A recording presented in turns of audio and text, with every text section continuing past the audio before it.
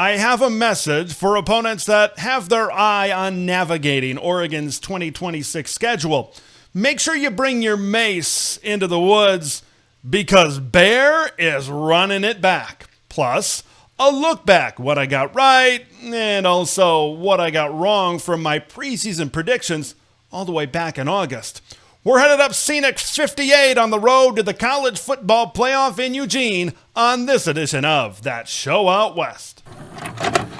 This place has everything. In fact, the grass is damn green in Eugene. That performance deserves a holy walawa. It's a feeling you cannot explain. This place is louder than any other venue in the Big Ten. This program is staged to compete and to win championships. Welcome to the Big Ten, Oregon! And welcome to That Show Out West for That Team Out West. I'm Ted LaRue. Happy Saturday, everybody. Next Saturday, 1 week from now, you know what's going to be going down in Eugene. You know what's going to be going down at Autzen Stadium. For those of you that will be there, you're going to be shouting. You're going to be singing Coming Home. It is the first round of the college football playoff. And next week, leading up to 1 week from now, we're going to be breaking down everything James Madison. Everybody out there says Oregon's going to win 50-7. Oregon's going to win 45-3 or whatever. They're just going to absolutely trounce James Madison. We're going to dive into what makes the Dukes tick and how I see this one going down on Saturday. It is awards season, and when you cover a team like the Oregon Ducks, yeah, there's going to be a lot of guys getting awards. 6 Oregon players earning AP All Big Ten honors. 3 Ducks named Walter Camp All-American. Center Ayapani Lalaolu was named a finalist for the Polynesian College Football Player of the Year, as well as a finalist for the Remington Trophy. He did not take home the Remington Trophy, but what is that? 2 finalists in 3 years? Jackson Powers Johnson ended up winning the award back in 2013 and officially inducted as a member to the College Football Hall of Fame, Mr. Haloti Ngata. Man, he was really wreaking havoc in the Pac-10, wasn't he? Right in the early to mid-2000s for this Oregon team. From the past to the present and dipping our toe into the future on the defensive line, we go from Haloti Ngata to the wild animal himself, Mr. Bear Alexander. He announced on Friday he's running it back. He is going to be in Eugene playing on this Ducks defensive line in 2026. Here's what he said in his tweet. Quote, "This isn't just football. This is healing. I have grown tremendously in my short time in Eugene, and I can't wait to see me as a finished product next year. Let's run it back, Ducks family." There's so much about that tweet. There's so much about what Bear said himself that really translate and really leads into what I want to say when I talk about Bear's return. And when you talk about Bear's return, you got to talk about what happened in 2025. You got to give the biggest of shout-outs. Tony Tuioti, defensive line coach. Of course, the now departing defensive coordinator, Tosh Lupoi, and Dan the Man himself. If you didn't believe, I know you did believe, but if you did not, for whatever reason, believe in the developmental chops for these defensive coaches, just let me present to you Bear Alexander, who is a second-team all-conference defensive lineman in the Big Ten. Look, the talent was always there. He was always kind of this mold of clay coming out of high school. You know, when he went to Georgia, only spent a year at Georgia before transferring to USC. And USC, they didn't know what to do with it. They didn't know what to do with it. They couldn't mold him into what eventually he was able to be molded into at Oregon. I said it when this happened. This was the ultimate low-risk, high-reward transfer. Yeah, I'd say it was a pretty high reward this season. And kind of like, let's circle back to that tweet where he says, "I can't wait to see me as a finished product next year." That is acknowledging, Bear acknowledging, hey, I could, maybe he could come out into the NFL draft and he could be a mid-round pick or wherever he is slated to go. I don't follow the NFL draft. Maybe he's going to be a second-round pick. I don't know. But this is Bear saying, I can still grow. I can still take my game to another level. And I agree with him. I totally agree with him. coming back for 2026, he has the potential to be one of, if not the best defensive lineman in the entire country.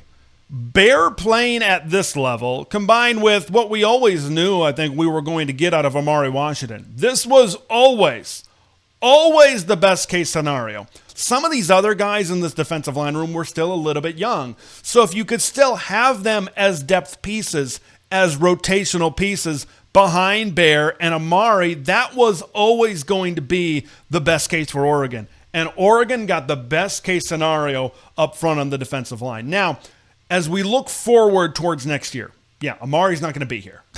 Amari's going to be playing in the National Football League next season. But Bear coming back, I think, really solidifies this defensive line room. I think it prevents Oregon from dipping into the transfer portal at that position.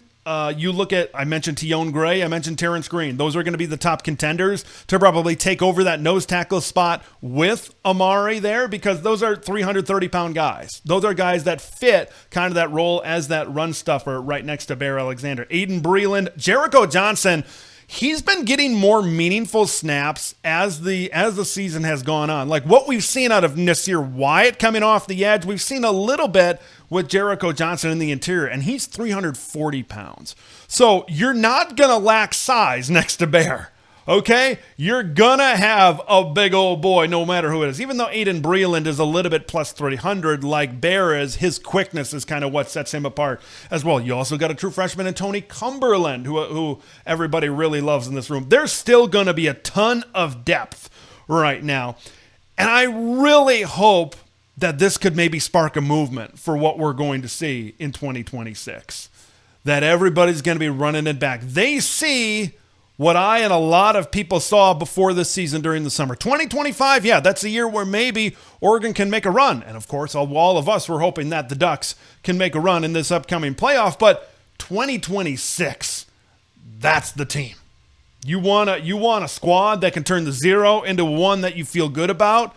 I think we were always looking towards 2026. And now with Bear coming back, like there's a world where Oregon could lose just only 3 starters on the entire defensive unit.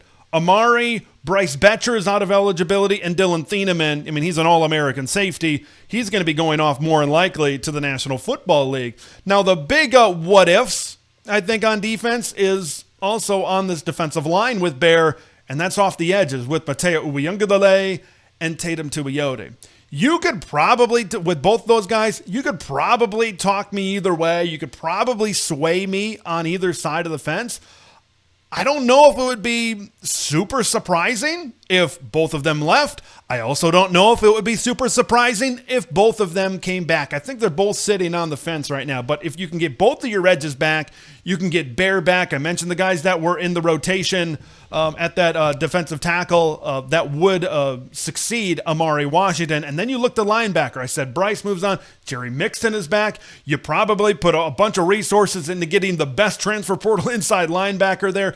Devin Jackson, whether it's injuries or something else, I don't think he kind of lived up to some of the expectations that were meant for him and presented to him at the beginning of the season. And then you look to the secondary. With Dylan out, Aaron Flowers at safety. Your 2 corners are a redshirt freshman and a true freshman. Now, you're going to lose Jaden Kennedy. I should probably throw that in there. But you got Dalen Austin, who's been playing a good amount at that star position as well. And like the other safety, you got Trey McNutt. You got Peyton Woodyard. Like, you've got Jet Washington coming in as a freshman. You've got a lot of options who could plug into that role. Retention. We know Oregon does it just as good as anybody. They haven't lost a starter, to the transfer portal yet. Spending a lot of money, getting everybody to run it back one more year. If they're on the fence, hey, come on back and let's win a national title. Maybe Bear started that trend. A lot of chatter about the big boys up front in the trenches. Very well deserved early on in this program.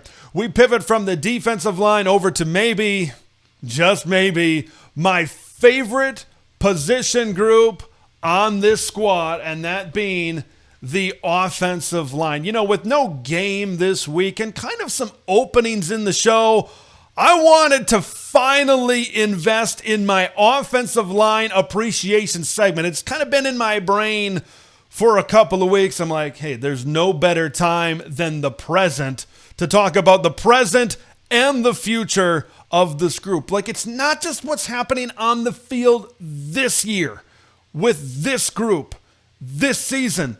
It's about what's being built year on top of year on top of year, and the culture that's being built in Eugene as it pertains to the offensive line. Look, Oregon's going to lose a lot of starters. They're going to lose Isaiah World. They're going to lose Emmanuel Pregnon. They're going to lose Alex Harkey. They're going to lose at least 3 starters from this offensive line. But folks, elite offensive line ain't going anywhere. It's just getting started here in the Pacific Northwest for the Ducks. When you talk about anything offensive line, you got to mention the law firm by name.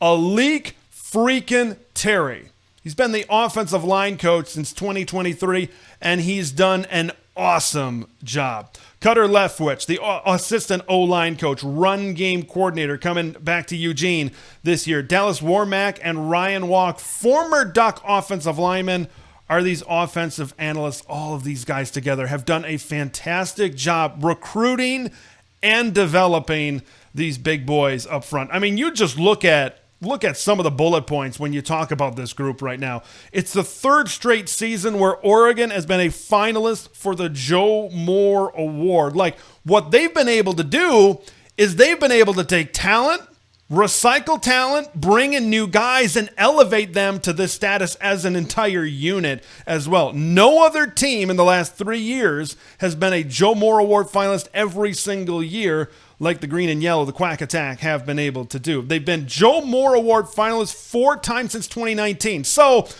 like, we know the offensive line culture was really instilled with Mario Cristobal. Late Mario Cristobal, but I believe it's being taken to another level with Alik Terry and the law firm, like I said before.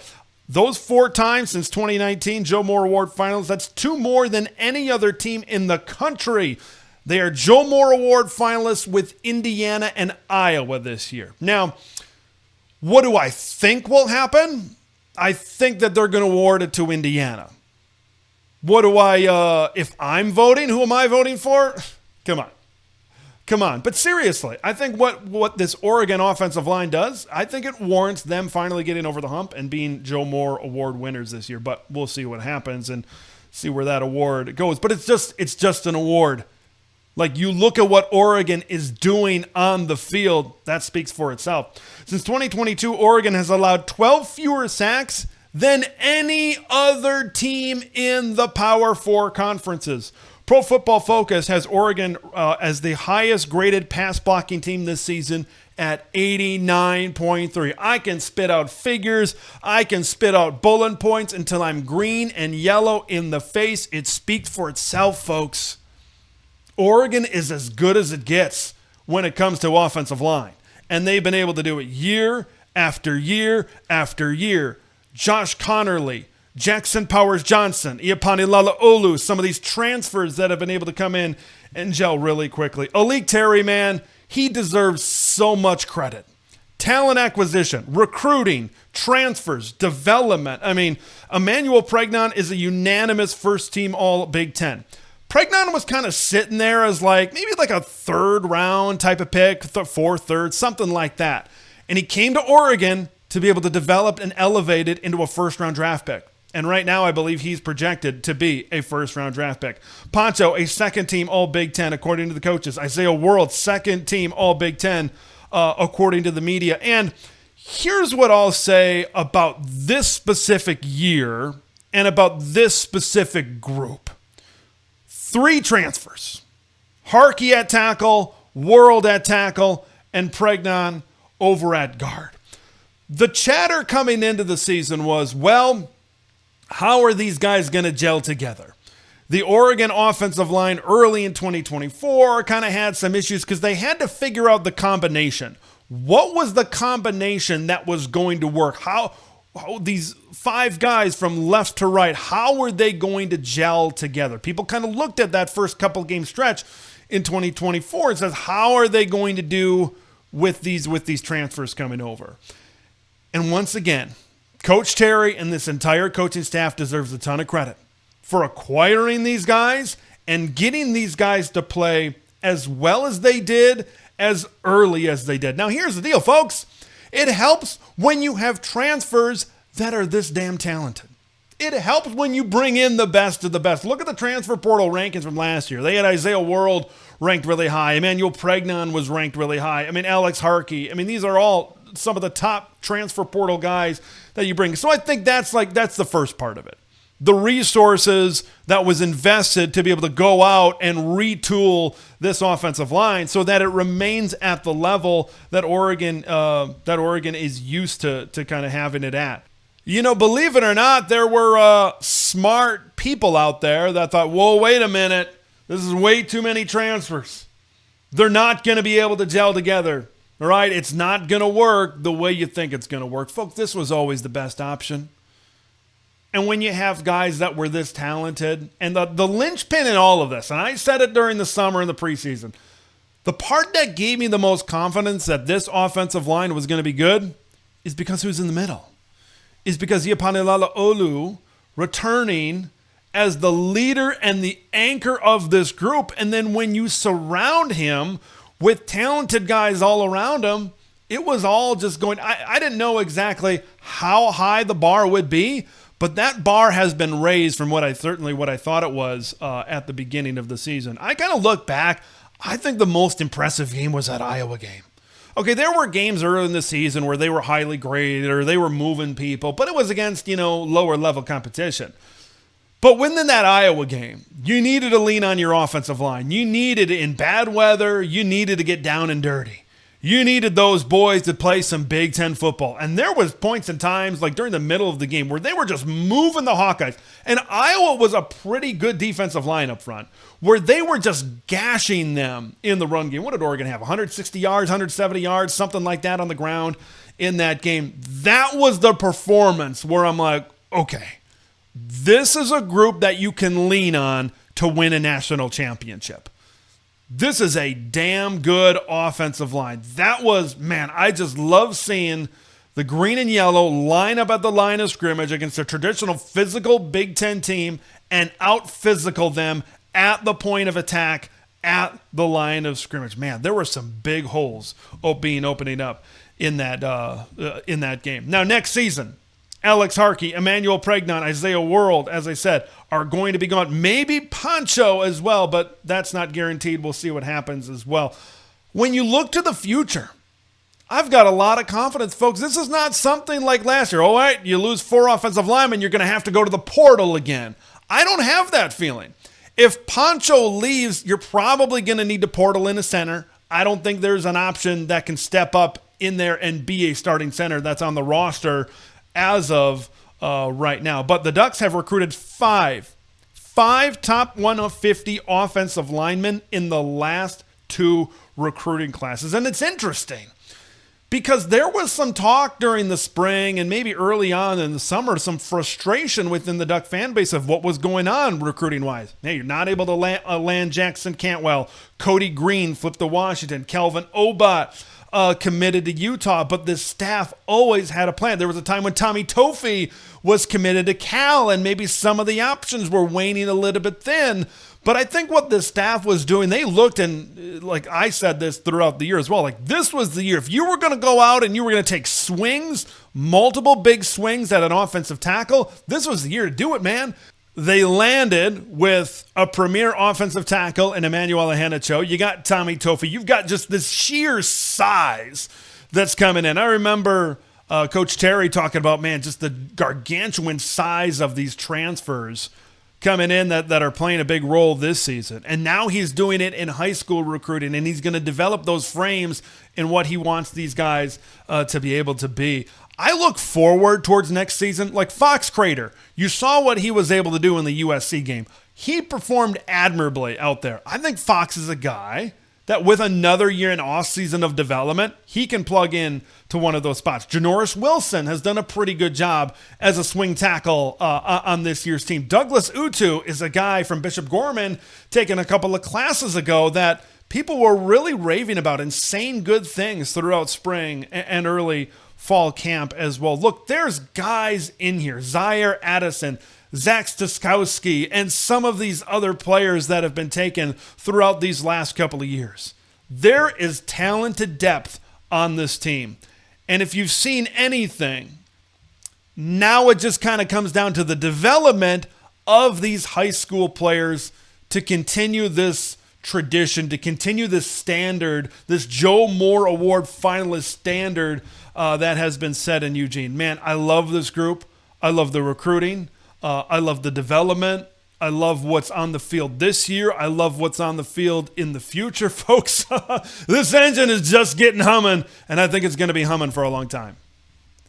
You know, as I look outside my window, just to the right of me down here in the TSOW studio, I see, what is it out there? Probably about a foot of snow, maybe a little bit more. The flurries have certainly been flying early in the winter season here in the upper Midwest, and today it's a frigid one. A high temperature of 0 degrees, sub-zero temperatures as we speak right now on this Saturday. It's as cold of a day as we have had so far this season in Minnesota. And you know, on a day like this, I think to myself, multiple thoughts. First of all, man, why do I live here, man? And second of all, I want to think of a time back on the calendar that's just going to make me feel warmer. Like when it was 60 degrees, 70 degrees, maybe even 80 degrees. A time of year when it felt like that, the month of August. And you know what people like me with shows were doing in the month of August? Making preseason college football predictions. So I figured, what better way to feel warm? And now with the regular season concluded, what better way to look at preseason predictions that I had on Oregon's, at the time, upcoming regular season? What did I get right and what did I get wrong? Let's turn the temperature up and see how I did. Now, there's two sets of predictions. I had over-unders and then I had game-by-game predictions. Now, these over-unders, that's where I want to start with. I set these lines myself, and there were some ones that were really, really close. So FanDuel, give me a ring.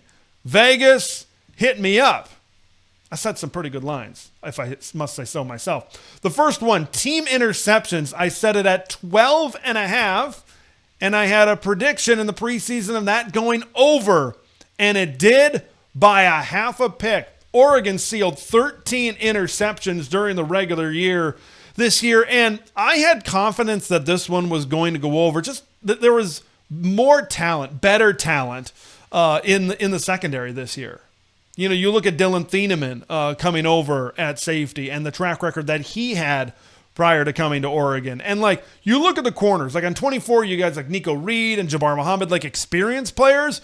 But with Ife Obadegwu coming in, and I don't think we knew at the time that Brandon Finney was going to be the starting corner on the other side, I thought the talent and the ceilings might have been higher towards the end of the year for these guys on the outside at that other corner position. I thought maybe they'd be in that 15, 16, 17, maybe upwards of 18 interception range this season. So even by my expectations, despite it going over, I thought it was a little bit low. But it was the third most interceptions in the Big Ten this season. Only Indiana and Maryland had more takeaways via opponents' passing attacks than the Ducks did this season. And it was very balanced. You had three players that had 2 interceptions. Dylan Thieneman, of course, the 2 game-sealing picks against Penn State. That's going to be a memory that stands in the heads and brains and memories of Ducks fans for a very long time. And then the one against Washington, Jerry Mixon. Jaden Kennedy also had a pair of picks. 7 players had 1 interception. So I think it speaks to the depth of the Oregon secondary that many players were able to come up with a turnover this season. And maybe the little bit of lower numbers than I anticipated, despite this going over, I think speaks to the sheer man-up coverage ability. Whereas like you have a guy like Brandon Finney, for example, and what he was able to do on his side of the field, like shutting that side of the field down where quarterbacks don't even look in that particular direction. So I think that needs to kind of be played into this number as well when all was said and done. Decorian Moore and Kenyon Sadiq back in August, over or under 2,000 receiving yards. I had this one going under. After the injury to Evan Stewart, these were the top 2 pass catchers. Now, this one not only went under, it went under by more than 1,000 yards. Now, injuries will certainly have something to do with that, but if Kenyon Sadiq doesn't get injured, if Decorian Moore doesn't get injured, this thing is still under 2,000 yards. And I think there's 2 reasons for that. Number one, I think you got to give credit to Malik Benson. I mean, 526 yards. I think he, especially later in the season, like when Decorian and Kenyon were injured, which is a little bit counterproductive to this argument and this what we're talking about right now. But still, we're going to give Malik a ton of respect right now for what he was able to do and really provide that other option that with a ton of speed opposite of Decorian Moore when he's in the game, when he was healthy on the other side of the formation, provided some balance, I think, in this passing game. And then, like, the run game. The run game proved to be one of the best in the country this season. So when Oregon was able to run the ball as efficiently as they were able to, and then like especially early in the season where they were just blowing out teams and you didn't see as much of Decorian, you didn't see as much of Kenyon, all of that plays a factor on why these guys went under. 933 combined yards receiving for Decorian and Kenyon Sadiq. The next one was Noah Whittington rushing yards, 779.5. Basically, I was asking, hey, do you think he is going to eclipse his single season high rushing yards in a season at 779.5? I went under on this one, and he went under by 5 yards. 774 yards, led Oregon in rushing. Now, in the preseason, I thought he would go under, but no Oregon back would rush for 1,000 yards. I got that one right. But, yeah, I thought it'd be Noah Whittington and Mekhi Hughes. Remember Mekhi Hughes? I thought Mekhi would be somewhere maybe around like that 900, 930 mark. And Noah Whittington would maybe be around like 700, maybe maximum of 750. That was kind of the thought process that I was going with. But I've said this multiple times already. This running back room has been completely just flipped, man. Just flipped on its head with Jordan Davison and De'Aaron Hill just emerging as big-time true freshmen. Davison, 535 yards. Hill, 481 yards. And Mekhi Hughes not being able to get on the freaking field this season. So I was right about Whittington going the under, but certainly my projections and predictions about this Oregon running back room were not correct, but it was still an extremely balanced attack. Oregon rushed for the second most yards in the Big Ten, over 2,600 yards. No back went over 800 yards. That's what you love, balance. You love having a deep running back room. Remember the last couple of years when you got later in the season, Jordan James going down, Bucky Irving the year before that going down, fresh, healthy running back room. I think a lot of guys were able to get a lot of carries, and I think you've got the freshest, probably one of the more optimistic running back rooms I've had surrounding this Oregon team, at least in recent memory. Mateo Uiagalelei, 12.5 sacks. That one went under, and it went comfortably under at 5 sacks. I think like early in the season there was a lot of attention being shifted towards Mateo. And I think Tatum Tuiyoti's increased role had something to do with that. Like, he took his game to another level coming off the edge. Bryce Betcher, 99.5 tackles. Basically, did I think that he would get triple digits? And this one was really close as well. 103 total tackles in the preseason for Bryce Betcher. By the way, going back to Mateo, I thought he would go under the 12.5 sacks, and that was correct. With Bryce Betcher, I thought he would go over, and he indeed did by 4 tackles. He was around the football just all season. And I think he's where, like, I expected him to be this season. He's the player. I think he has really met the expectations that I had for him back in August and back in the summer. Last of the over-unders, and this was the one. I almost had it perfect, man. I almost had it perfect, but this was the one that I had wrong. Dante Moore touchdown passes. I set it at 29.5. And the figure, I thought he would go over. I said in the preseason, I thought he would go slightly over. I didn't think he was going to throw like 40 touchdowns this season. I thought he would be right around that like 30, 31, 32, somewhere in there. But he ended up with 24 interceptions. Now, it's interesting because Dante, started the season hot throwing the football. As far as touchdown passes is concerned, 14 touchdowns after 5 games. You look at 3 or 4 touchdown passes against Montana State, Oklahoma State, Oregon State was the one where he threw 4 touchdowns, and then Penn State, he had 3 touchdowns as well. But later on down the stretch, that's when the run game really started to hum. And that's when you had the freshmen really get into there and really come into their own, and for the offensive line to really gel together and really start mashing people, and for that part of the offense to really start taking off. Dante had 10 touchdown passes in his last 7 games. I think there were a couple of games in there. Was it Wisconsin where he got knocked out, and then Iowa where he didn't throw any touchdown passes as well. So, yeah, it was a little bit of almost like a tale of two halves as far as the season goes from a passing touchdowns perspective. But once again, we circle back to the balanced offense that Oregon had this season. Now, let's move on to my game-by-game predictions that I set in August. How close was I to some of these scores? Let's find out. Now, early in the season, if you guys remember this during the summer, what's the analogy that I always said? Oh, it might take a couple of cranks on the lawnmower to get going. I mean, Dante was coming in. We had a feeling that, yeah, he's going to be really good and he's really talented and he's going to be a great quarterback, but we just didn't know for sure.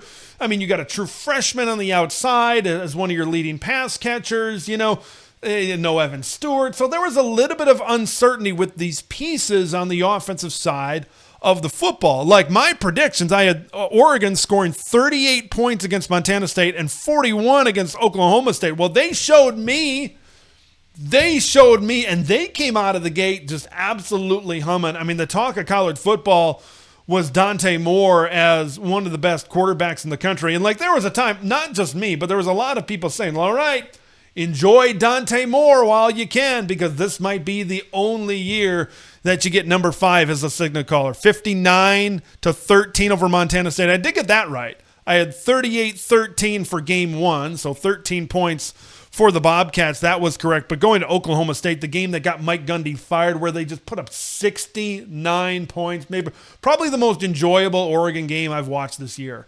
Just with the way that they were able to just do everything at will. Well, I guess maybe there were some games later in the season against West Coast rivals that were pretty enjoyable. I should probably say that as well. But then, I always thought the games after that, the game after that, against Northwestern, was always going to be a little bit of a challenge. Going on the lakefront, especially with the big noon kickoff, 9 a.m. body clock type of game, this might be one where, you really start to find out about your team. And Northwestern, I think, was better. Now that we've kind of watched the Wildcats play 12 games, Northwestern, I think, was a better football team than I anticipated them to be this season. My prediction was 34-9 in the preseason. It ended up being 34-14, and you had that late touchdown run by Deshaun Reeder for Northwestern. So if it weren't for that, it would have been 34-7, and I only would have been off for 2 points. But I think this was the game in the season. Remember, Northwestern got some stuff going on the ground. It's hey, we need to shore up some things as far as the run defense. This is kind of the part where it's okay, Oregon's starting to look a little bit human, because those first 2 games, Oregon just looked like aliens out there. Now, it was against an FCS team, and did Oklahoma State just win 1 game this year? They were a bad Big 12 football team this year. But this Northwestern game was going to start to kind of, okay, let's see where this team is, and that's, I think, was the first glimpse of what Oregon needed to work on this season. in the preseason, I thought, okay, even if Northwestern, they have some chinks in the armor, so to speak, Oregon State at home is going to be a great opportunity to just bounce back in a huge way. Preseason, I predicted it to be 45-10. It ended up being 41-7. Oregon State had one good drive. They scored. That's it. There's not much else to say about this particular matchup. And then you go into Penn State. Now, at the beginning of the season, I thought that this would be the loss. I mean, like, look at all the experience that Penn State has coming back. Look at their defense. Look at their quarterback. Look at everything is lining up for Penn State. It's going to be a night whiteout. They finally get one instead of a big game being in big noon. They get it under the lights. Like, everything is working for Penn State. Oregon, although they've got 4 games under their belt at this point in time, yeah, they're still a pretty young team going into this environment. How are they going to be able to handle the environment? But man, I remember saying about Dante on the postgame show, like, there was the moment, the whiteout, the big time atmosphere, Big Ten Saturday night, NBC, like all these things that were the moment. And then Dante Moore stepped up and he redefined what the moment was going to be. He dictated what that game was eventually going to be. And just like, that is still just an amazing performance of how he was able to handle that early in the season, early in his Oregon career, and keep on fighting, make big throw after big throw after big throw to lead Oregon to an overtime victory. And that was the game that just broke Penn State. I did not think after that loss that this would break Penn State and they would fire their coach and they'd lose to UCLA and they'd lose to Northwestern and they would respond the way they did. It was a little bit of a bummer because that game was so big and it was so emotional at the time. And it was such a big notch in the belt for Dan Lanning at the time. For Penn State to just kind of fall off the map, it kind of took a little bit of the luster off that victory. I hope, still maybe at the end of the year, no matter how this year ends, or maybe down the road a little bit, I still hope we're able to look at that Penn State game as a big deal, even though the Nittany Lions ended up being 6-6. Right? That was still a big win. That was still a big deal and a big emotional win on the road for this football team at Penn State. So I had that one 27-24 Nittany Lions in the preseason. Ended up being, of course, 30-24 in favor of the Ducks. Now, Indiana. I thought Indiana would be good this year. I kind of looked around and I did not see them being as good as they are this year. They're a wagon. They're a really good football team. And this game against Oregon is where they really started to prove to the country that, yeah, we're for freaking real. And this is, still to date, it's the one loss, of course, for Oregon. This was the worst performance of the year for the Ducks. There were points and times like when Brandon Finney got that interception and took it back to the house. I'm like, all right, this is the time when Oregon's gonna get it together and they're gonna do something, but it never really sufficed that way. Indiana always had something coming back for what Oregon was able to present to them. Like preseason, I had Oregon winning 31-17. Hoosiers scored 30, Ducks scored just 20 out there. Like with the Penn State and Indiana situation, at the beginning of the season, I thought Oregon would go 11-1. Predicted them to go 11-1, and they would lose to the best Big Ten team not named Ohio State. That's exactly what happened. It just so happened it was Indiana instead of Penn State, and that's how everything shook out. Now, we go to the second half of the season, and boy, this was a huge bounce-back, confidence-gaining opportunity in the flow of the season. My prediction preseason for the Rutgers game was 30-6.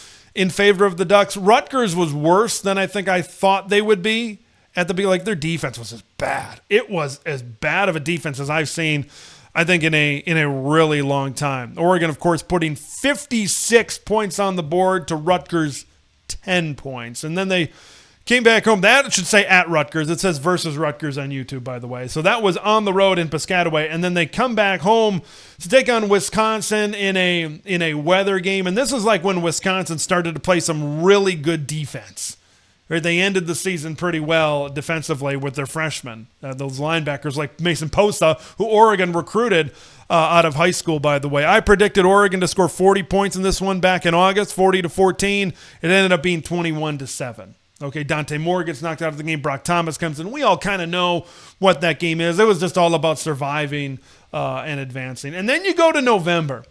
Preseason and in the flow of the season, I figured this would not be an easy November. You'd have some battles on your hands. I thought in August, I'd be like, okay, Minnesota, I feel good that they're going to be able to take care of business against the Golden Gophers, but all of the other games I thought would be battles.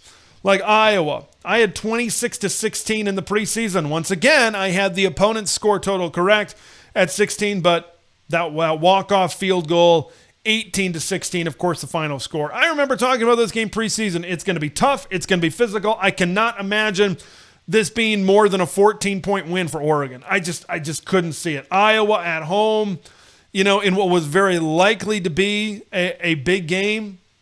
It's tough. It's tough to do that. Oregon found that out, right? If you're kind of maybe unfamiliar with certain things about the Big Ten, Oregon fans, I think, found that out about Iowa City and Kinnick Stadium this year. Like preseason, I had 32-13 win over Minnesota. Ended up being 42-13. So tough physical game against Iowa. You rebound at home with a convincing performance against Minnesota. That's what I thought in August, and that's how it played out as well on the field. In the preseason, I thought that these. Let's start first with USC before I go to Washington. Actually, USC I think was in the ballpark as well. I had 38-24 in August is what I predicted, and it ended up being 42-27.